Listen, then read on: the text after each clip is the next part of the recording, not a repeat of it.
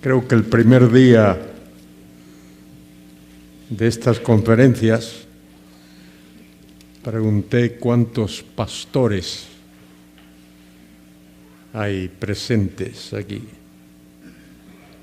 ¿Hay algún pastor por aquí o anciano, pastor o anciano? Algunos aquí y por aquí también hay algunos. Muy bien, porque estas conferencias están pensadas especialmente para los pastores y ancianos. Es un ministerio pastoral, es un tremendo ministerio. Es el ministerio más importante que hay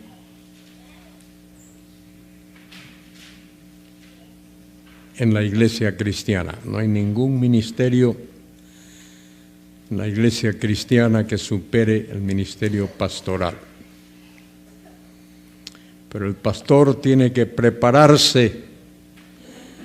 Dios le da el don. Y es como el pintor. El pintor nace, pero no nace hecho. Tiene que tener su lienzo y su brocha ahí y estar constantemente practicando.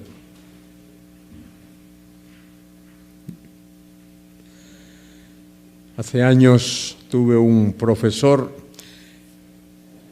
en la escuela bíblica, quizá alguno aquí lo haya oído porque luego tuvo un ministerio de radio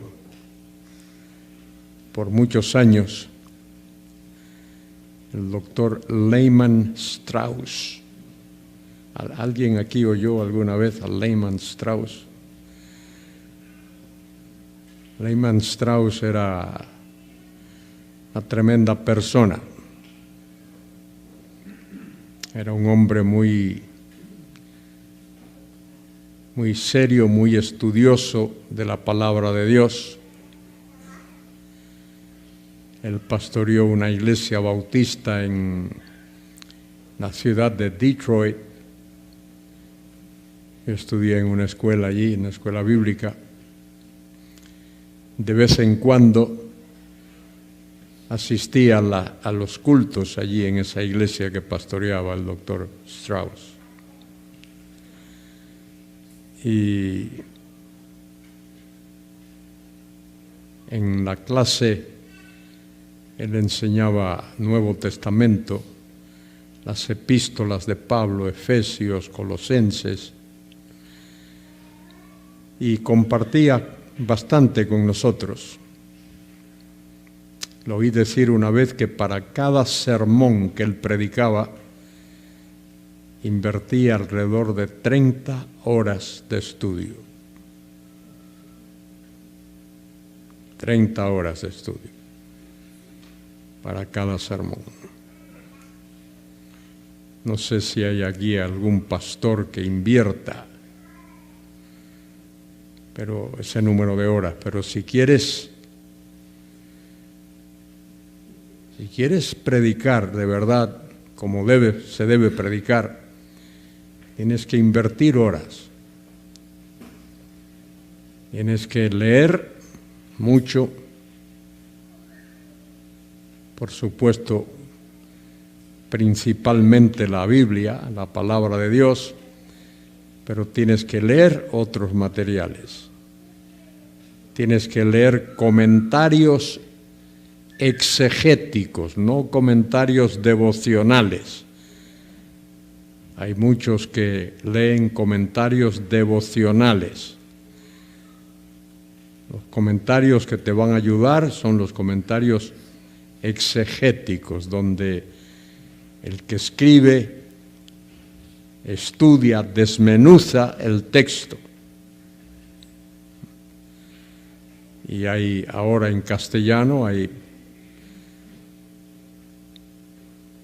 unos cuantos comentarios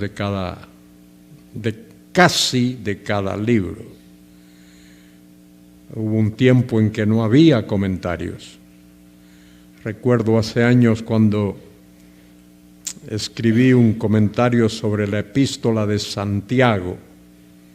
Me puse a buscar comentarios en castellano. Encontré uno. Y era una traducción. No era ni escrito, no había sido escrito originalmente en castellano. Alguien lo tradujo y no era un comentario extenso, creo que tendría 200 páginas. Hay que invertir horas leyendo. Menos diversión y más estudio. El pastor debe tener una buena biblioteca. Los libros son caros, pero hay que sacrificarse. Gracias a Dios que esta institución aquí regala libros a los estudiantes, libros que son herramientas. Llamamos herramientas los libros que uno usa para consulta, para estudiar, un diccionario bíblico, una concordancia. Esas son herramientas. Y debes de tener un diccionario de la lengua castellana. A veces uno escucha a pastores predicar y tiembla un poquito por la manera como usan el idioma. Supongo que Cervantes se sentirá un poquito ofendido al escuchar algunos sermones si los pudiese escuchar. Entonces el pastor tiene que tener por lo menos más de una versión de la Biblia, no solo la Reina Valera, que es la reina de las versiones, pero hay que tener otros. La Biblia Las Américas, Nueva Biblia Internacional, hay muchas de esas. A mí me ha dado por tener Biblias católicas. Las Biblias católicas tienen la virtud de que han sido muy bien traducidas. Si uno sabe discriminar los libros apócrifos que ellos incluyen, es una ayuda contar con una o dos versiones o ediciones de la Biblia católica. Entonces, procura tener un buen diccionario de la lengua castellana, un diccionario bíblico, el mejor que puedas obtener, una buena concordancia. Vi que ayer estaban haciendo llegar alguna concordancia, la de Strong. Hay dos concordancias en inglés muy buenas, esa de Strong y otra de Young. Strong y Young. Y la que está en castellano ahora creo que es la de Strong. Es una concordancia exhaustiva y tienes que aprender a manejar la concordancia. Generalmente uno la usa para ver dónde aparece en la Biblia cierta palabra, donde aparece la palabra gracia, la palabra misericordia, la palabra justicia, todos los versículos donde cualquier palabra aparece. Esta concordancia de Strong es una concordancia exhaustiva, y si te regalan una de esas, dale gracias a Dios, porque es cara, es cara. Si la vas a comprar, te cuesta. Los libros cuestan. Y hay mucha razón de por qué los libros son caros. Editar un libro cuesta. Entonces, estudia, prepárate para predicar. No le des papilla a la congregación, dale alimento sólido.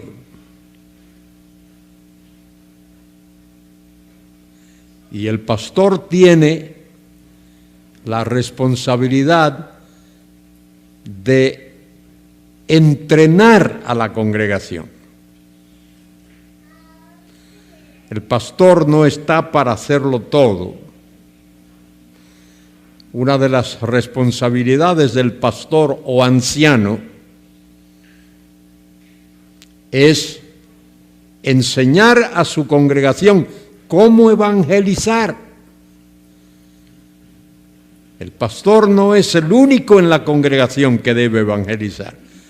Todos los miembros de la congregación deben ser evangelistas de alguna manera, deben evangelizar. Y enséñale a tu congregación que su responsabilidad no es solo ir, asistir y, como dicen por ahí, calentar el asiento donde se sienta. Es para aprender y para entrenarse. Enseña a tu congregación también a adorar a Dios. Muy importante que la congregación aprenda. A veces, y esto ocurre aquí también, si uno está aquí una hora, pues a menos que tengas problemas físicos de las vías urinarias, no debes de estar a cada ratito yendo al sanitario. Siéntate con tranquilidad, oye, adora. Hace unos años estuve en México con la editorial Portavoz para allí todos los años hay una exhibición de libros, y ese año me invitaron para que estuviese allí y les ayudase. Y el sábado de esa semana que estuvimos allí, el director de Portavoz se me acercó y me dijo: oye, te han invitado para que prediques en una iglesia. Y le dije: bueno, tú eres el jefe, si tú dices que hay que ir, vamos. Y él y yo fuimos a esta iglesia. El auditorio era más o menos así, de este tamaño. Y había una plataforma. Él y yo nos sentamos en el segundo banco y el culto comienza. Tenían un coro de danza, que yo nunca había visto eso en mi vida. No sé cómo es. Allí había unos jóvenes, unas chicas, y estábamos él y yo sentados allí, y comienzo a sufrir, porque había un buen grupo de personas y había niños correteando por aquí y por allá. Y la gente, algunos se ponía en pie, salía, entraba. Y honestamente sufrí. Y dentro de mí me puse a orar. Señor, ayúdame.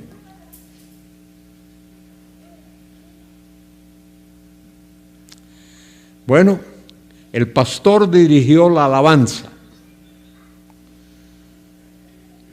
Y mientras él dirigía la alabanza, yo estaba pensando, este hombre, si tuviese que predicar, no podría predicar porque su garganta no le daría para todo lo que estaba haciendo. Bueno, por fin llega el momento y me invitan a que suba a predicar. El trayecto así desde el segundo banco hasta la plataforma, que sería 7 u 8 metros de distancia, y en ese trayecto le dije, Señor, entrego esto en tus manos.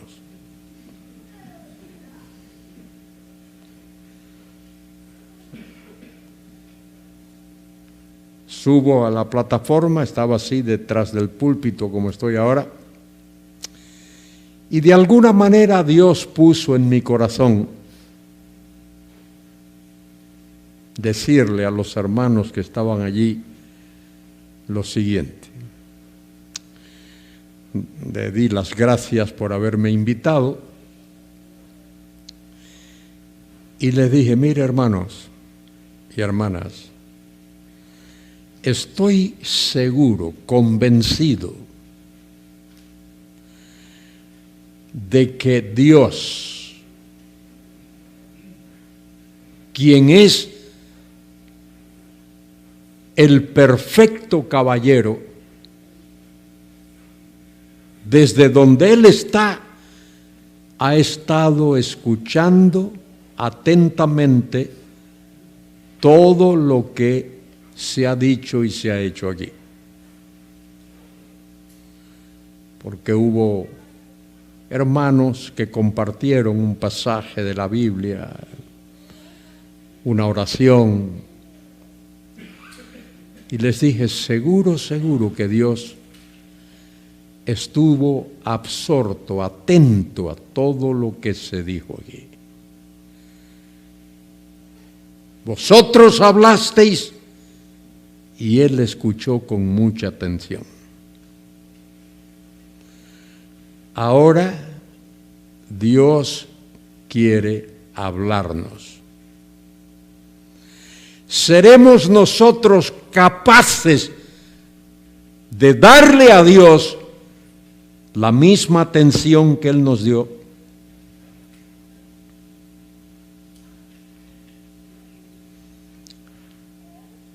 Lo dejé ahí. ¿Sabéis? Nadie se levantó de su silla. Ningún niño salió a caminar, a corretear por allí.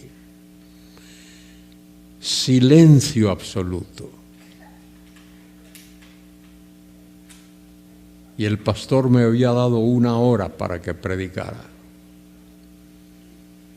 Prediqué 1 hora. Nadie se movió. No se escuchó un teléfono. Creo que no se escuchó ni un estornudo.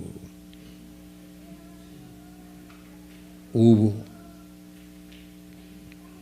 total quietud. Tenemos que enseñar a nuestros hermanos y hermanas a adorar en la iglesia. Cuando vengan, se sienten a adorar. Ese periodo antes de que el culto comience no es para tertulia. La tertulia puede ser después. Hay suficiente tiempo.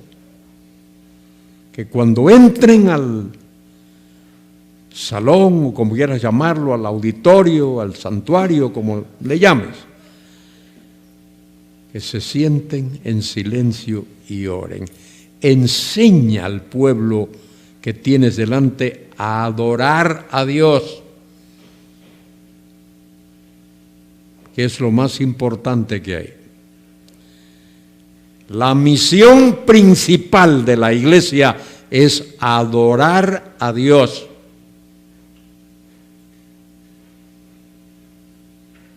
Eso es lo más importante.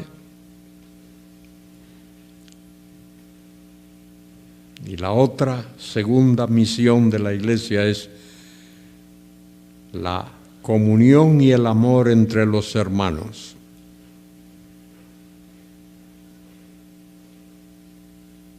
Y la otra función de la iglesia es proclamar el evangelio de la gracia de Dios.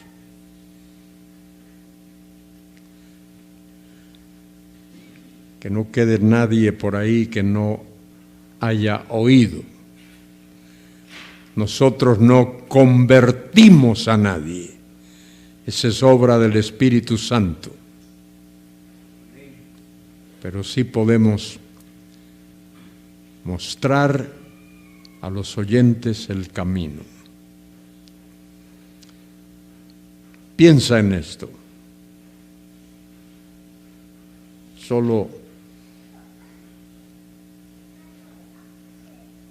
dejo caer este pensamiento en tu mente y en tu corazón, particularmente si eres pastor o anciano o predicador. Hazte esta pregunta. Cuando el culto termina, donde has predicado, has terminado y termina el culto. Muy bien, Romanos capítulo 10.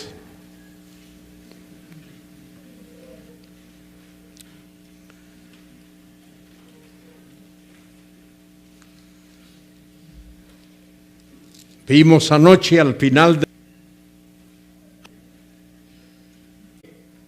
Es probable que cuando Pablo dice ahí, el fin de la ley es Cristo, es ambas cosas. El objeto de la ley, el propósito de la ley es llevar a Cristo, pero Cristo puso fin a esa dispensación, a ese sistema legal. Ya no hay que ofrecer sacrificio día tras día, en cada fiesta, día de la expiación. Cristo ofreció el sacrificio final, total, completo, perfecto. Ya no hace falta más. Este es el argumento de la epístola a los Hebreos. Él se ofreció a sí mismo una vez y por todas. Ya no hace falta más. La deuda ha sido saldada en su totalidad. Su obra completa, su muerte y su resurrección. Ya no hace falta más. El fin de la ley es Cristo para justicia a todo aquel que cree. Y fíjese otra cosa, el elegido tiene que creer.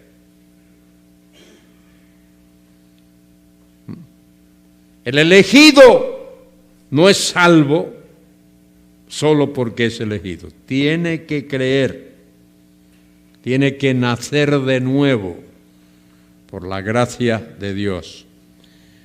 Porque la justicia que es por la ley, de la justicia que es por la ley, Moisés escribe así: el hombre que haga estas cosas vivirá por ellas.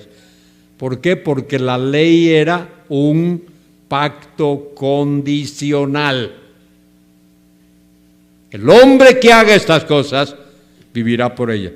Pero la justicia que es por la fe dice así: no digas en tu corazón, ¿quién subirá al cielo? Esto es para traer abajo a Cristo. ¿O quién descenderá al abismo? Esto es para hacer subir a Cristo de entre los muertos. Y eso no es fe. Esas son preguntas de duda.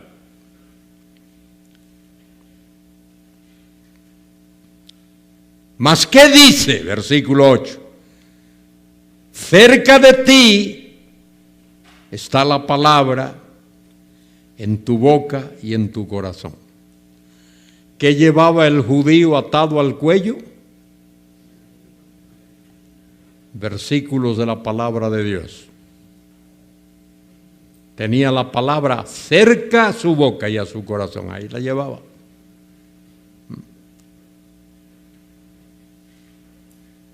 Y esta es la palabra.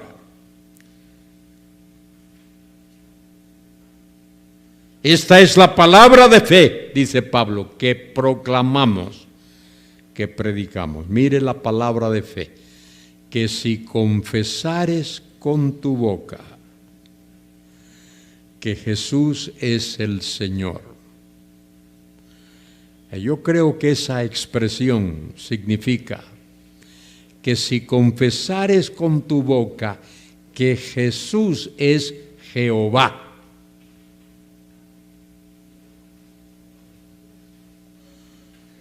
de paso, no tengas temor usar el nombre Jehová.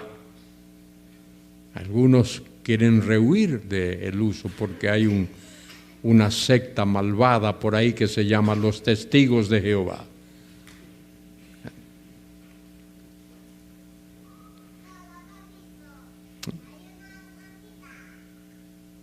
Si confesares con tu boca que Jesús es Jehová. Mire, Jehová es el único nombre que Dios tiene. ¿Cuál es su nombre? Jehová. Los demás son títulos, pero su nombre es Jehová. Ese es su nombre. Jehová significa el que es, ha sido y será. El Eterno. Entonces no tengas temor. De paso, no sé si conoces la historia en el año 1916 por ahí, cuando el llamado juez Rutherford fue nombrado, que Rutherford no era juez. No sé si sabíais eso. Los testigos de Jehová no saben eso. Ni siquiera saben eso. Rutherford comenzaron a llamarlo juez porque donde vivía, en el sur de los Estados Unidos, en aquel tiempo, en la comunidad donde vivía, hubo un caso legal que había que ventilar y no había juzgado ni había juez. Y como este hombre tenía cierto grado de educación, lo llamaron para que él presidiese lo que iban a hacer con la persona que había ofendido, había cometido. Y a partir de ahí comienzan a llamarlo juez, pero él no era juez. En Estados Unidos es una cultura bastante rara, hay que entenderla. Me decía un pastor de raza negra, que algunos de ellos son buenísimos, que ellos ponen mucho cuidado cuando invitan a un laico a predicar, porque cuando predica una vez, solo una vez, y a partir de ahí ya comienzan a llamarlo reverendo, porque predicó una vez. Pero mire, lo que decía de esto de los testigos de Jehová, aprovecho esta oportunidad para cuando os encontréis con uno de ellos. Llegaron a España en el año 1968, creo que fue. Y ahora andan por ahí como la plaga. Mire, ¿sabéis cuál es el versículo clave de los testigos de Jehová? Bueno, no lo sabéis. Es Isaías 43:10. Ese es el versículo clave de ellos. Porque ese fue el versículo que el juez Rutherford usó cuando lo nombraron presidente de la organización y él dio su discurso basado en ese texto. Pero fíjese que ese versículo, cuando tú lo analizas bien, es el más perjudicial para ellos. Lo que pasa es que la gente no entiende eso. Y lo que pasa es que muchos pastores nuestros hacen lo mismo. Predican un sermón de la mitad de un versículo. No predican el contexto, ni siquiera predican el versículo entero. Cuando prediques, coge un párrafo, mira dónde comienza y dónde termina el párrafo. Y predica eso. Bueno, mira lo que dice Isaías 43:10. Vosotros sois mis testigos, dice Jehová, y mi siervo que yo escogí. De paso, ese discurso de Rutherford, ahí fue donde se le dio el nombre a la organización de Testigos de Jehová. Antes se llamaban Estudiantes Internacionales de la Biblia. ¿Sabíais eso? Su nombre anterior a esto era Estudiantes Internacionales de la Biblia. Ese fue el nombre que su fundador le dio. Pero este hombre coge este versículo y lo lee. Vosotros sois mis testigos, dice Jehová, y mi siervo que yo escogí, para que me conozcáis y creáis y entendáis que yo mismo soy. Y ahí se detuvo, no siguió leyendo, porque lo que sigue es un golpe mortal para los testigos de Jehová. Fíjese, ¿qué dice el resto del versículo? Antes de mí no fue formado Dios, ni después, ni lo será después de mí. Si antes de mí no fue formado Dios, ¿cómo puede el Verbo ser un Dios menor? Porque Juan 1:1 dice, en el principio era el Verbo, y el Verbo era con Dios, y el Verbo era Dios. Y ellos dicen, sí, pero es Dios con minúscula, es un Dios menor. Pero la Escritura dice que antes no hubo Dios, ni menor, ni mediano, ni nada de nada. Y cuando tú te enfrentas a un testigo de Jehová y le lees ese versículo de principio a fin y le dices, explícame esta parte final del versículo, se quedan mudos, no saben qué decir. Ese es el trozo de la Biblia que acaba con ellos. Por eso no lo usan. Bien, ¿qué dice Romanos 10? Que si confesares con tu boca que Jesús es, ¿quién? ¿Quién? Jehová. ¿Quién es Jesús? Jehová.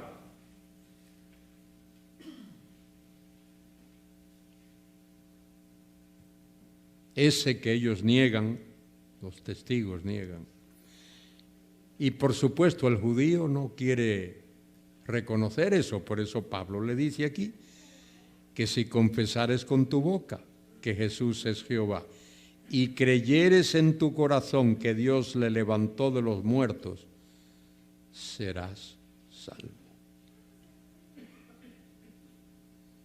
¿Qué tiene que hacer uno para ser salvo? Creer que Jesús es Dios y que resucitó de los muertos. Creerlo.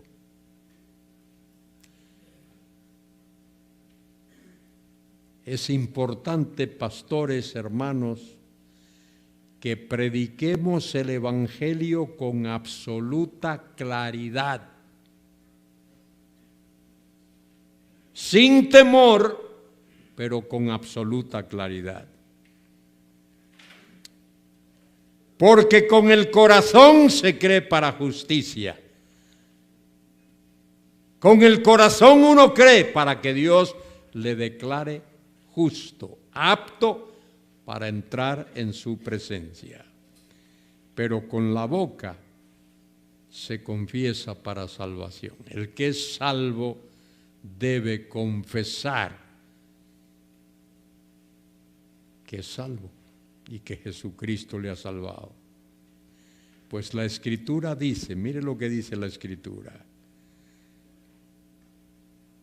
Pablo cita aquí Isaías 28, 15 o 16, Isaías 28, 16. Pues la Escritura dice, todo aquel que en él creyere no será avergonzado. Y mire por qué, porque no hay diferencia entre judío y griego, porque el mismo que es Señor de todos, rico es para con todos los que le invocan. Dios ha tenido y tendrá una sola y única manera de salvar al pecador, sea judío o sea gentil. Y esa manera de salvar al pecador es por medio de la fe en el Mesías. El que murió en la cruz, fue sepultado y resucitó de los muertos. No hay diferencia, porque todo aquel que invocar el nombre del Señor será salvo.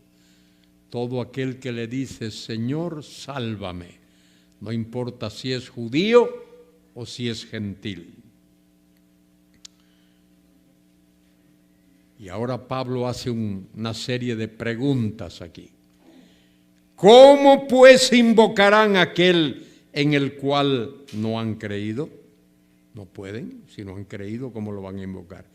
¿Y cómo creerán en aquel de quien no han oído?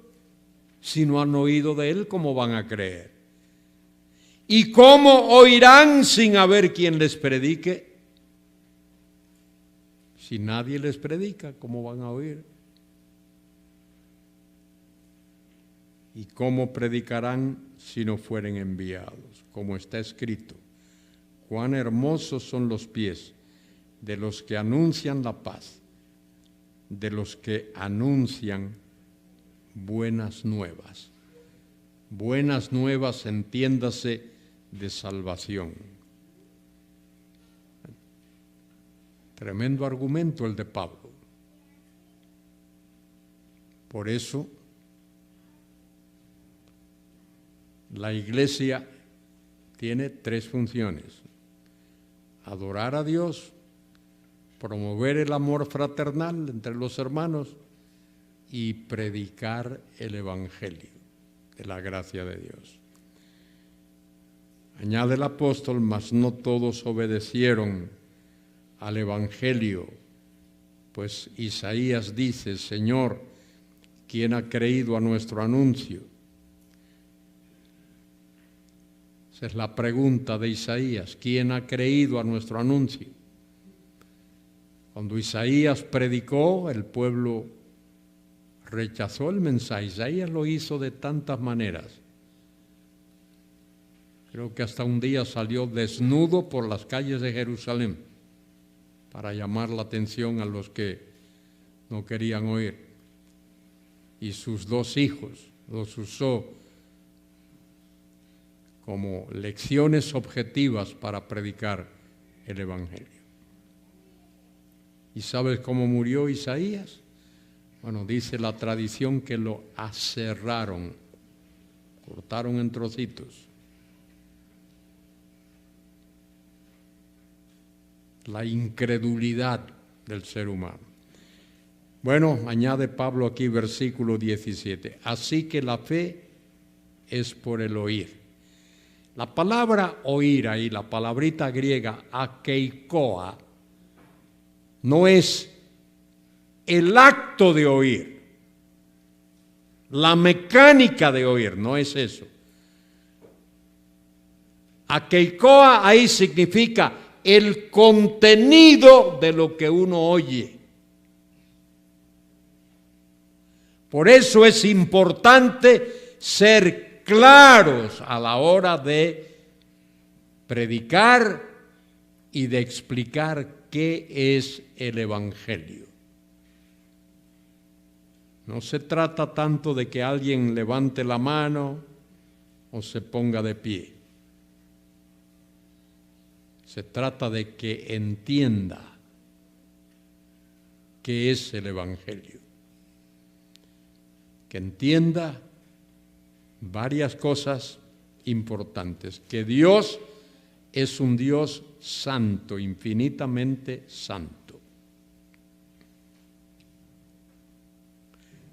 Que entienda que el hombre es terriblemente pecador y que por sí mismo y de sí mismo no viene a Dios,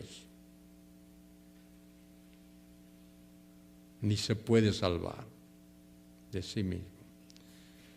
Que entienda que ese Dios infinitamente santo vino a este mundo hace 2000 años, se hizo semejante a nosotros, vivió 37, 38, 39 años aquí en este mundo. Y al final de ese tiempo, los seres humanos malvados como nosotros, lo condenamos y lo clavamos en una cruz y murió. Y Él dio su vida. Y al dar su vida pagó con su sacrificio, con su sangre, con su muerte, pagó el precio de nuestra deuda, pagó nuestra deuda, porque la paga del pecado es muerte y nuestro Señor murió. Y al tercer día resucitó de los muertos y vive, para que todo aquel que en Él cree no se pierda, mas tenga vida eterna. Yo he escuchado a predicadores decir estupideces como esta que voy a mencionar ahora. Espero que tú no hayas sido uno de esos. Donde Cristo murió, yo debí de haber muerto. ¿Y qué? ¿Y qué si yo hubiese muerto allí? Muero allí, me bajan de allí y me entierran y ahí se acabó. Ahí se acabó. Mi alma, mi ser espiritual sigue en el infierno igualito.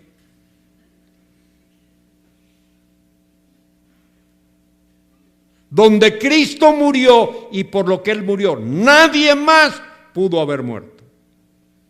Entonces, no digas en tu sermón para llamar la atención, donde Cristo murió, yo debí de haber muerto, tú debiste.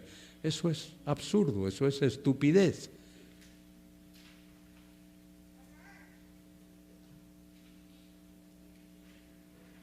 Tú hubieses muerto, yo, ¿y qué? ¿Qué hubiese pasado? Los gusanos dan cuenta y pago de nuestro cuerpo y ahí se acabó. ¿Qué pasó con Jesucristo? Que Él murió y resucitó de los muertos. Y Él vive. Por eso dice ahí, que ya lo hemos leído en estos días, lo hemos leído allí al final del capítulo 5, creo que es,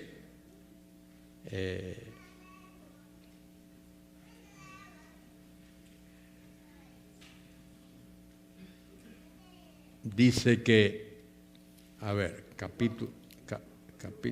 capítulo 5, sí, que él murió por nuestros pecados y resucitó para nuestra justificación. No, el capítulo 5 y versículo 10. Porque si siendo enemigos fuimos reconciliados con Dios por la muerte de su Hijo, mucho más estando reconciliados seremos salvos. ¿Por qué? Por su vida. Por su vida. Él pudo haber muerto y no haber resucitado. Pero el hecho de que resucitó exige que murió. Él pudo haber muerto y haberse quedado en la tumba. ¿Por qué no se quedó en la tumba? ¿Por qué no se quedó en la tumba? Porque Dios no puede permanecer muerto en una tumba. ¿O sí? No, imposible. Eso es lo que dice, lo que dijo Pedro en Hechos 2:27. Él resucitó de entre los muertos. Él es Dios. Dios no puede permanecer muerto en una tumba. Muy bien dice, así que la fe es por el oír y el oír por la palabra de Dios. Pero digo, no han oído. Antes bien, por toda la tierra ha salido la voz de ellos. Y hasta los fines de la tierra, sus palabras. No hay nadie en el mundo que haya quedado sin testimonio. Nadie. El indígena en el corazón de la selva puede mirar al cielo y decir, hay un Dios. Los cielos cuentan la gloria de Dios y el firmamento denuncia o anuncia la obra de sus manos. Por toda la tierra ha salido la voz de ellos y hasta los fines de la tierra sus palabras. También digo, ¿no ha conocido esto Israel? Mire, Moisés dice, yo os provocaré a celos con un pueblo que no es pueblo, con un pueblo insensato os provocaré a ira. E Isaías dice resueltamente, fui hallado por los que no me buscaban, me manifesté a los que no preguntaban por mí. Pero acerca de Israel dice, todo el día extendí mis manos a un pueblo rebelde y contradictor. Capítulo 9 de Romanos, Pablo está mirando atrás y habla del pasado de Israel. Capítulo 10, mira alrededor y habla del presente de Israel.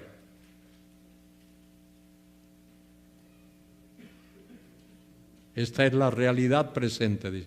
Cristo es, ¿sabe lo que Cristo es para ellos? Piedra de tropiezo. Cristo es la piedra de tropiezo. Esa piedra, si cae sobre ellos, los aplasta. Si ellos caen sobre esa piedra, reciben vida y vida eterna. Esa es la cosa. Pero hoy en la nación, en el pueblo de Israel, allá, la gran mayoría es gente incrédula, agnóstica, muchos de ellos ateos que crecieron y vivieron y crecieron en el comunismo, en Rusia y en los países de la Europa oriental, y todo lo que aprendieron fue eso.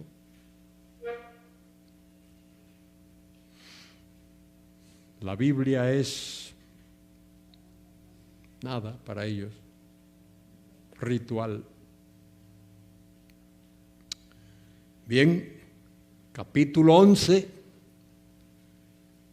el futuro. ¿Hay futuro para Israel? Seguro que sí. ¿Por qué hay futuro para Israel? Porque Dios es fiel. Y Él va a cumplir su promesa hecha a Abraham. Una tierra y una descendencia. No todos los judíos van a ser salvos, pero un remanente va a ser salvo. Y en ese remanente Dios va a cumplir su promesa. Fíjese lo que dice Zacarías capítulo 13. Busca ahí un momentito en el libro del profeta Zacarías capítulo 13,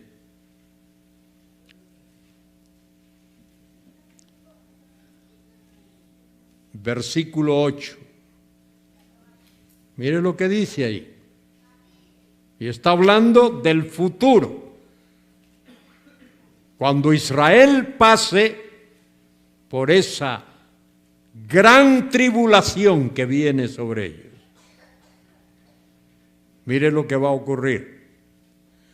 Y acontecerá en toda la tierra, dice Jehová, que 2/3 partes serán cortadas en ella. Tú tomas algo, lo divides en 3 partes. Tú puedes dividir una cosa en las partes que tú quieras. Aquí Dios lo divide en 3 partes. Y Dios dice que 2/3 partes serán cortadas.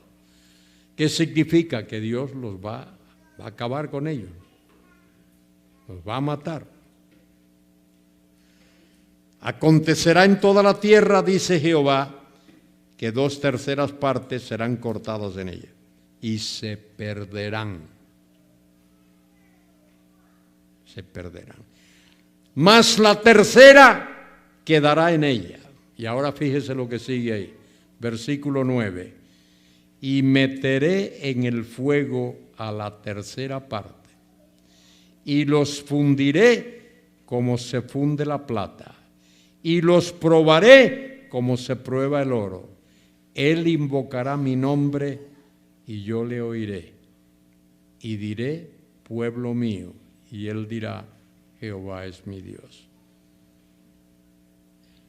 Escuche, esa tercera parte que queda, eso será todo Israel. Cuando dice todo Israel será salvo, quiere decir ese remanente que queda, la totalidad de ese remanente será esa tercera parte. Bien. Vamos a ver qué más dice Pablo. Digo pues, versículo 1 del capítulo 11, ¿ha desechado Dios a su pueblo? En ninguna manera. Porque yo también soy israelita de la descendencia de Abraham, de la tribu de Benjamín. No ha desechado Dios a su pueblo, al cual desde antes conoció. ¿Qué verbo se usa ahí? ¿Qué verbo se usa? ¿Qué verbo se usa? El verbo conocer, señores. Es tan sencillo que me da pena decirlo. ¿Qué verbo se usa ahí? Conocer. ¿Quién es el sujeto de ese verbo? De manera que conocer ahí significa... Tienes que ir lógicamente, dar los pasos lógicos. El verbo ahí es conocer. Dios es el sujeto. De manera que ahí conocer significa elegir. No ha desechado Dios a su pueblo, al cual desde antes eligió. No me lo he inventado yo, eso está ahí en la Escritura.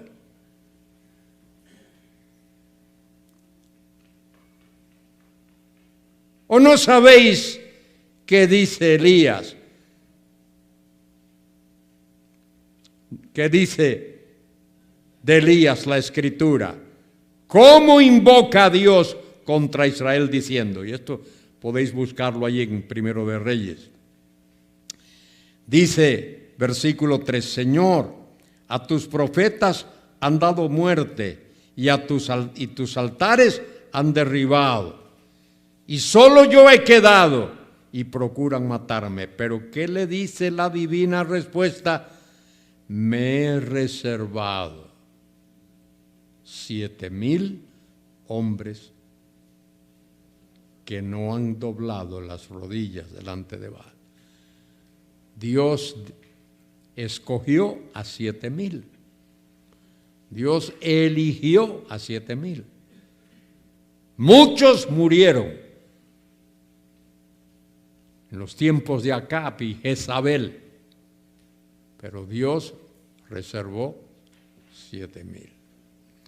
Así también, aún en este tiempo, ha quedado un remanente que escogido. ¿Cómo? No por méritos. Un remanente escogido por gracia.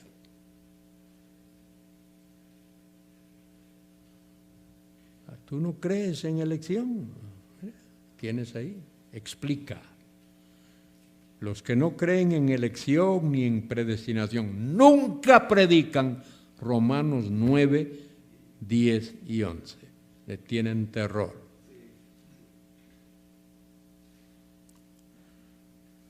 Y si por gracia, ya no es por obras. De otra manera, la gracia ya no es gracia. Y si por obras ya no es gracia, de otra manera, la obra ya no es obra. ¿Qué pues? Lo que buscaba Israel no lo ha alcanzado. Pero, ¿quién lo ha alcanzado?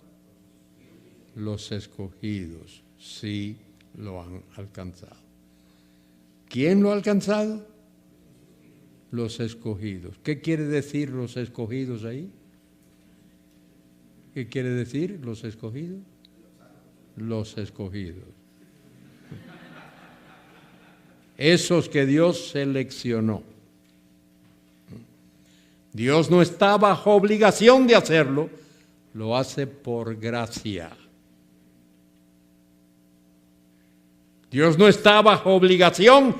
¿Por qué? Porque todos están perdidos, muertos en delitos y pecados.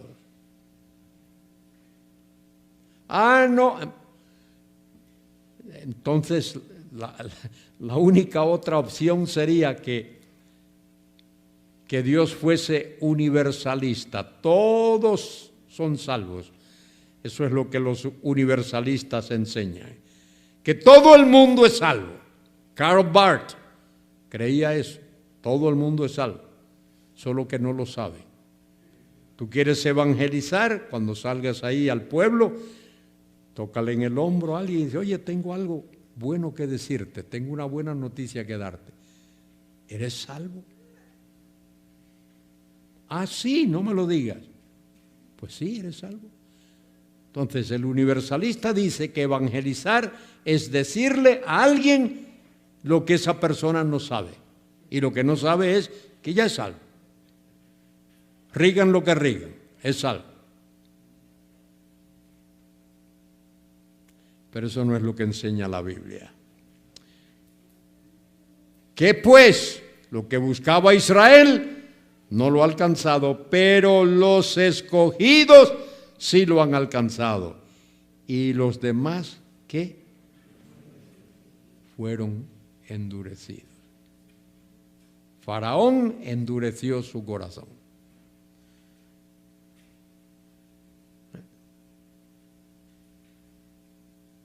Él endureció su corazón, bien, Dios se lo va a endurecer un poquito más.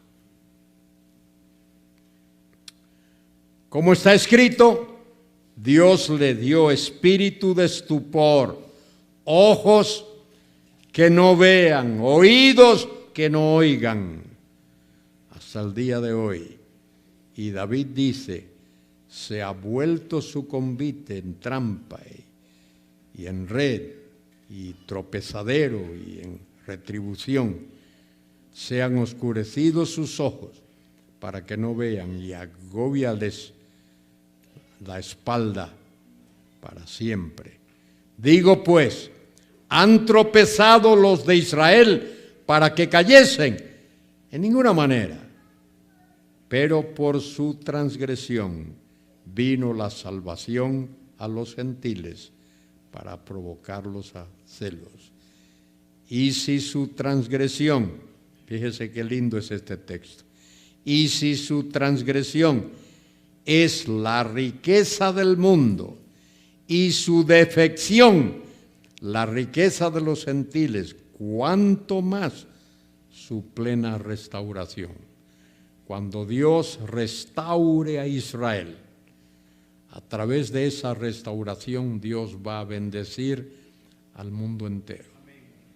En ti, es decir, en tu simiente, serán benditas todas las familias de la tierra. Fue lo que Dios le dijo a Abraham en Génesis 12, del 1 al 3. Porque a vosotros hablo, gentiles, por cuanto yo soy apóstol a los gentiles, honro mi ministerio, pero si en alguna manera puedo provocar a celos a los de mi sangre y hacer salvos a algunos de ellos. Eso es lo que Pablo quería hacer. Porque si su exclusión es la reconciliación del mundo, ¿qué será su admisión sino vida de entre los muertos? Otra vez, hay esperanza para esa nación, para ese pueblo de Israel. Si las primicias son santas, también las ramas restantes. También lo es la masa restante.